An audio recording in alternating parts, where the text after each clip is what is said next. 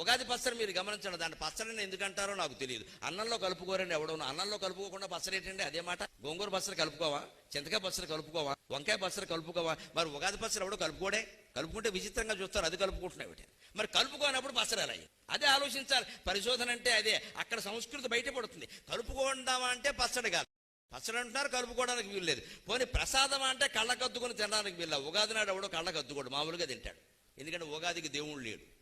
ఏ దేవుడి గుళ్ళోకైనా మీరు వెళ్ళొచ్చు. ఉగాదికి ప్రత్యేకంగా దేవుడు లేడు. శ్రీరామనవమికి దేవుడు వేరే, శివరాత్రికి దేవుడు వేరే, కృష్ణాష్టమికి దేవుడు వేరే, రథసప్తమికి దేవుడు వేరే. ఉగాదికి దేవుడు లేడండి, కాలమే దేవుడు. దేవుడే లేని పండుగ ప్రసాదం కాదు, పచ్చడి కాదు, అదేమిటో తెలియదా? ఖచ్చితంగా తింటామా? దీని ఉద్దేశం ఏమిటండి? ఆ 6 రుచులు, తీపి, కారం, ఉప్పు, పులుపు, చేదు, వగరు, నువ్వు రోజు తినే భోజనంలో ఉండేలా చూసుకో. ఆరోగ్యం బాగుండాలంటే షడ్రసోపేత భోజనం.